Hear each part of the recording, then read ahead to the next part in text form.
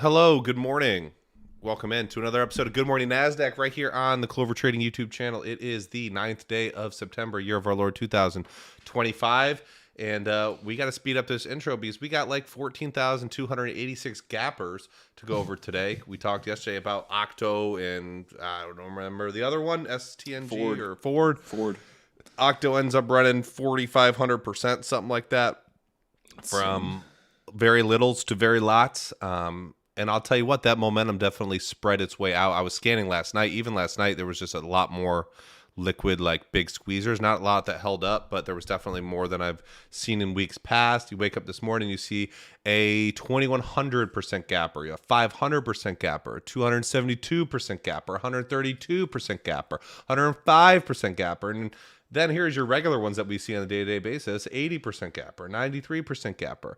So we got some rapid firing to do. Might not be able to get to questions today, but go ahead and leave them in the live chat if you got them, because we are going to go through most of these right now and kind of walk through some of the catalysts, what we look for on mornings like this, how anxious someone like Kyle is on a day like this, where he tends to short these as gap and craps, and you have 6 or 7 or 8 of them to be watching out of the gate. Anything right off the bat, Kyle, in terms of mid-September? We don't necessarily, I mean, maybe there's a theme. We'll talk about that in a second with some of the news catalysts, but we got momentum. Momentum has spread like my poison ivy last week. Yeah. So my first thought is usually this doesn't last. Like there will be a hot runner, and in this case is Octo, and then all these symphonies will usually get crushed pretty early. Like they'll do this kind of gap up thing, and then none of them stick around because everyone's chasing for the next, big winner. But like you're kind of too late. Like unless you're super early, then you're just too late. Where this concerns me though is that like there's so many, and it used to be where if you saw a 4,000% runner in a single day like you did Octo, that was like a once. Like that's happened maybe 3 times in my entire career, right? Sure, I've seen plenty of 4,000% runs over days or weeks, but like in a day, there's been a small handful of them. And now we have CWD, which I'm sure we'll go over, is gapping up 2,000%. Like, I don't know. Like, I want to think some of these. I will think. I imagine some of these gappers we go over will get crushed and fade. But like again, short selling has been more crowded than ever. I don't know. I'm not going to act like I sit here and know. Like again, some will fade for sure. Like that's just historically like how they play out. But I can't help but think another leader or just another massive squeezer is coming. And again, I just really don't want to touch it. Like I was so like I almost felt like I made money yesterday because I didn't touch Octo. I was stoked. I was like, I am not touching the 10-foot pole, and I didn't lose any money or made any money. But it just felt like good. Like I just like the level of like stress levels were low. Had a pretty easy day yesterday. Like that's what I want in year 10 of my trading. So we'll see. I mean, I haven't really gone over any of the gappers in detail, so we will see today whether there's something that maybe catches my eye. But yeah. It's pretty freaking crazy out there. So we'll see. Yeah, I feel like as you evolve throughout your career, you kind of, having spent many a days stuck in and out of positions on something like Octo, where it's just an all-day war, and maybe you win on some of the trades, you get blown out. Probably at the beginning, you probably get murdered at the beginning, and then it's just a fight to get your money back. It is just, it makes you feel on one hand a little relieved and just like that your discipline's in a good place, but it also makes you feel a little sad because I know there's probably people out there in the live chat right now who lost a significant sum of money on something like Octo, shorting it aggressively, fighting it. It opened at like $20 and it went to wherever, 60 or something like that, 60 or 70. I'm not sure what it did this morning. I think it was gapping up slightly this morning earlier, but that's why we try to harp so much about the basics and the foundation of trading, which a lot of it comes down to risk management, because I don't think anyone saw yesterday coming. Even out of the gate, we were kind of like, I could see it failing, I could see it working, but 1,000% gapper is going to do wild things, whether it's 1,000% higher or 50% off those highs, it's going to do something aggressively, and it just ended up being a short squeeze fest yesterday. And there was a world where it was a huge day for those shorts that fought hard in the high teens, low 20s, and you just have to have that secondary layer of protection, or else those type of days can turn into month killers, multiple month killers, year killers. We've seen that before, career killers. And so I feel sorry for anyone who did that. That's why we spend so much time on those basics, because you never know when that day is coming, but it is coming for you. And it's usually not something you expect. Even the stuff like Fifi, I feel like we look at it and we go, oh, that was reasonable. It was a multi-day runner, but a lot of these day one stuff out of the blues, or a big gap down on offer, like those are the type of things where all you can do is prepare it and trade every single trade with a level of, risk averseness, risk managementness, so that way, even in the worst of times, you are protected. Right. But let's get through it. We got lots of you in here. Make sure you hit that thumbs up button for us right now. Make sure that you are subscribed to the channel. We're live every day the market is open. A lot of comments, a lot of questions. Love the activity there this morning. We're going to rapid fire through this. So let's start with the biggest one, CWD, up right around 2,000% right now.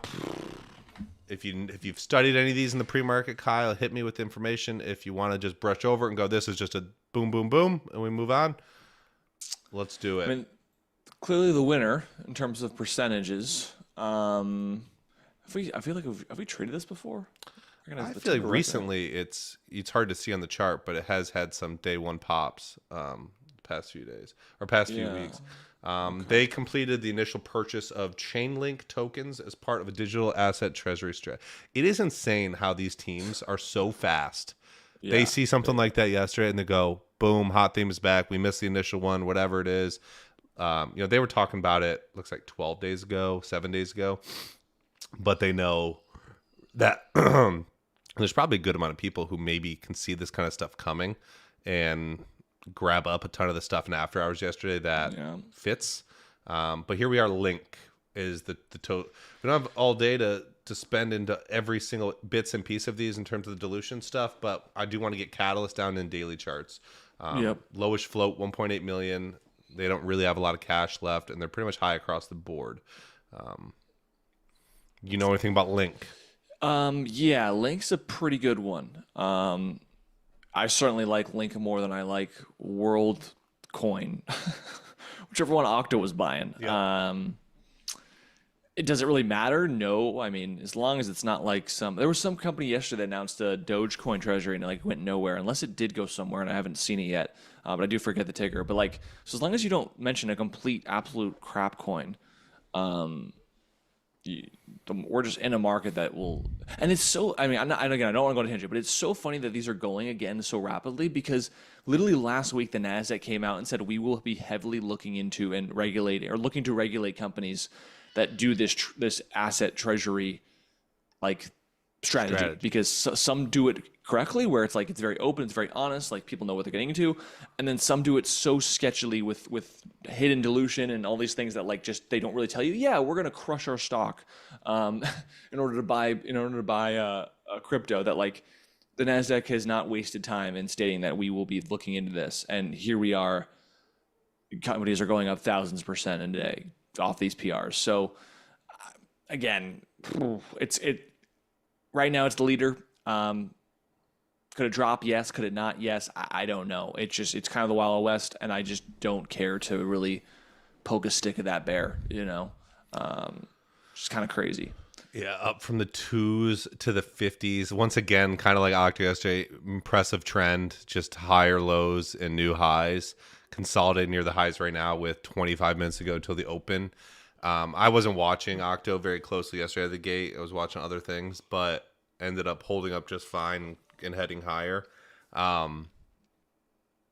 If you think we have some sort of crystal ball that's going to be able to tell you short this or long this, you were looking at the wrong group. Something Kyle said earlier, I think rings a bell as we go through these, is just if there's 5 to 8 gappers up over 80, 100%, the overall odds of all of them heading high, having a green candle today when it's all said and done, are very, very, very, very, very low. And it's going to, but I wouldn't be surprised, and I know you wouldn't, Kyle, if 2 or 3 of them maybe had some moves in the morning, maybe 1 or 2 survives till the end of the day. It's going to be about where the attention goes. How interested are people? You got to think people did the same mistake on CWD this morning, and that's how we're here at $50 a share. How much are people willing to fight? Maybe is there, and I think once we go into the other ones that are up, not as much, maybe is there a way to find an edge on something that has less momentum behind it that should fail harder? Maybe there's something with a big offering or a big ATM. Maybe there's something that the news just really not that great, and it's clearly, not going to sustain momentum. That's kind of how I view this. It's more of a blanket approach across all of them because it's really hard to know where the momentum is going to be at 10:30, 11 a.m. Decent volume on CWD, 70 million almost already. That is a lot of volume on an average of what, $15 to $20? I don't know. But that's your biggest gapper, 2,100% right now, holding up near the high CWD. Link coin. Your next biggest gapper is DSY. Is that correct? Or is there... Yes. Okay. And this one went 2 to 40 in 6 minutes at 4 a.m. Yeah, I don't have the 4 a.m. to 7 a.m. window on, but you can see it on the daily chart here. All the way up to $40, and is significantly off those highs right now. Big Tree Cloud Holdings, 39 million. Is that right? That flow? 40 million and just 4 a.m. is so thin that. Let me see. It's a China stock. It could be. Octo's float was low yesterday, but its shares outstanding was super high. So nothing really surprises me. Okay, this is a China company, so everything looks good because that's the way they make it look. They're cash flow positive. It's an ex-SPAC. And what was the news here? I didn't see any news. Yeah, I don't see any news either. And then you said this didn't get going after hours. They got going. Oh, this did pop in after hours. Did it a little bit right after pre-market. Right at pre-market started, it went from 2 to 4 or 2 to 40. Yeah, so this one must have got some attention for something at the end of the day yesterday because it literally traded like 0 shares. It could honestly. It what is the daily chart? It could literally be as simple as like there's like what was the first ticker we ever saw do this was TRON, not TRON. Was it TRON? The China pump? They did one that went to like 100 in pre-market or something, or 500. I don't remember. No, it's not TRON. I'm forgetting. There was another one that was Chinesey. And so around the boot camp time. If DSY was just one that has made that kind of pre-market move before, people are already just going to muscle memory it and then immediately be a part of it. Like I think BON is up, and it's up because it did make a big move in pre-market in a previous time. If I remember I don't know if that's the one, but that definitely did something wild. So we could be in a really awkward new sector, like they've made massive moves in minutes. Okay, sure. Like bam, let's start buying. So yeah, I don't know why else. What's its face would be up. Whatever ticker, whichever gapper we were just talking about. DSY, but it's up. That's for sure. Yeah, I mean, as we go through these, I'm going to have less and less to say. Someone asked, how do you keep focus on all these tickers out of the gate? The main answer will be I won't. I will look at my watch list out of the gate. I don't trade aggressively on day one movers. And all of these are day one movers that I believe I personally have zero, if not little edge on. And it took me many times, many moons to figure that out. But you have a ton of these giant gappers. I mean, I actually think about it from the perspective of like, what are my patterns? What am I good at in the markets? What is my small little niche where I belong? And a lot of these gappers, at least the ones we're talking about right now, pretty much wherever they open now, are going to probably qualify as reversal candidates by Thursday. And so, maybe they turn into multi-day movers and I want to short them on Wednesday, Thursday, Friday. I would rather 1 or 2 of them come to me later on and give me a bigger edge than try to guess this morning what's going to go where. So with DSY, it's our second biggest gapper, but it's up 5. I mean, when was the last time we had a 300%, 200% plus gapper? Yeah, it's months and months ago, maybe. So This one was up significantly higher. It's way off its highs. Maybe that entices people to think it's got to go back all the way down to where it came from. No idea. The one thing I'll say about DSY though is that if there's any gapper that is just already well off its highs to start the day, so like, CWD is still running and making highs. DSY here made its highs at 4 a.m. and then it's done nothing but bleed against it. Obviously, I shouldn't say obviously. Odds say this is not going to be a leader, right? This is not going to be one that then goes from 6 back to 30 or back to 40, right? But it could spike back to 10. It could spike back to 16. But because like the top got put in so early and now has showed no sign of coming back, at least to those levels, like this is probably, I would, like if you put a gun to my head, like which one's going to fade, I would pick DSY over CWD. But that doesn't mean I would just short DSY at 6 and expect it to go to 4. Like this could spike to 12 first and then end up back down at 6 to where like it technically faded, but positioning and timing is everything, right? So, I kind of like DSY a little more from a short perspective, but it doesn't change a ton for me, right? But that's just the psychology of like people already bag holding. Shorts have already got blown out. I mean, they already got blown out everywhere. But there's clearly not any staying power with DSY for now, for whatever reason. Probably because there's no crypto news, if I had to guess. All right. Continue to move.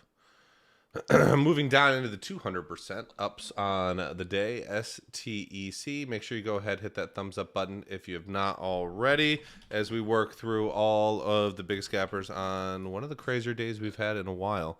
STEC, which is up 274%. This one did run a little bit after hours yesterday. This is also a China company that is cash flow positive with an 8 million float. Weird. And no news, correct? Yep, I don't see any. Nothing to jump around through on the dilution tracker side. Weird. So we have the biggest gap of the day following the same type of news and catalyst as the biggest runner yesterday. And then all of these followers to this momentous hype morning are kind of China turds so far. I feel like we've definitely seen this one before. Has had some day one runs, some big gaps that ended up actually closing not that far off the highs. You got a bunch of the highs in the 260s to 330s area. This was one that also was a lot higher earlier in the morning and is now coming down into those levels of resistance. So those are kind of areas I would draw my lines. But again, not a great history of like dumping off of the gap. The most recent one back in February of this year looks pretty decent. And we're kind of right at those levels right now. Volume on this one, if you kind of add up yesterday and today, we're kind of in that 60, 70 mil area, which by the end of the day could end up being really good. But if it's not that strong out of the gate, pretty comparable to the most recent gaps on this one. So this is one that actually has more history than the other ones we've mentioned so far. Mm-hmm. Yeah, I mean, I don't really have much else to add. Also one that has not held its gains so far in pre-market. But yeah, it does have the gapping out history. It's just, this is what I used to, again, when I first started Kitty Wrapping Up, I used to love them because I was like, oh, like the more the better, right? But I don't know. Now I'm just like overwhelmed. I'm like, I don't know. This is just one of the other 6. I got really nothing else to add. It's just there. It just exists. Kind of play Russian roulette. Pick your gapper today. See what happens. Either pick all of them or one of them or none of them. And it's like I don't know. It's too many going on. And as we go down the list, I think we're going to have very similar thoughts and perceptions on that. I feel like the ones that are up, not the most, might be the most intriguing to long biased day one buyers, just because would you rather buy a stock up 2,000%? Would you rather buy one up 100%? If I had a gun to my head, that'd be a tough call. But I think the logic would lead someone to think, oh, a stock up less can go up more. But I also think these ones that aren't gapping up as much, that have either faded off a ton off their pre-market highs, and have some history to them in terms of failing, might get hit harder just because they're more artificially up. But it's hard to tell. The last two have been kind of China companies that wouldn't be surprised to see wonky action on. When you throw that into the equation of insane day one moves, the more we get on the list, the more you're going to hear me just say, I don't know, because that is the truth. This is really fading hard now, and it's still up 340%. So it's hard to know. The range is opened up on some of these, like the last one we talked about in STEC. So it doesn't need to have 1,000% move to stop you out of either way, of either side of the trade you want to take. So I do expect out of the gate there to be some range, there to be some that probably fail pretty hard right out of the gate, and some that come back. And guessing which ones those are is tough. Tough, very tough. All right, continuing on, JEM. 707 Cayman Holdings, another China play here. This one looks pretty easy and cut and dry. Gem. Let's see here. Another China company out of Hong Kong. 6.3 million float. Believe it or not, they're cash flow positive as well. They don't have any dilution and they don't have any news. Kind of a crappy daily chart here. Top left to bottom right. Fresh and really hasn't had a ton of big days. It's kind of like liquidated or dumped a couple days ago. It was sitting at its lows, and now it's popping up this morning, up 120%.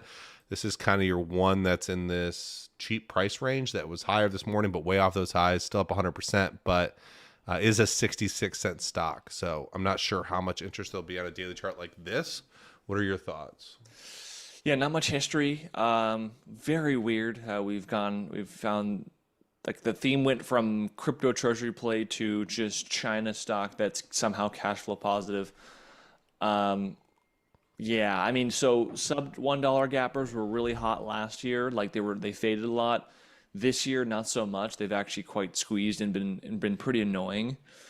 And so I'm leaning on this one also being not nice. But again, there's just so much variance today. Just throw them in the list with the rest of them. It's the only sub one gapper, so sub $1 gapper. So maybe that means something. But it's just one of 6 today. It's another one. All right, here we go. MMA, Mixed Martial Arts Group. This one is 16 mil flow out of Australia. MMA, I think, speaks for itself. Something to do with fighting. 1 hour ago, Donald Trump Jr. joins MMA as strategic advisor. Okay. So weird. It's an interesting one to jump into. So odd to me.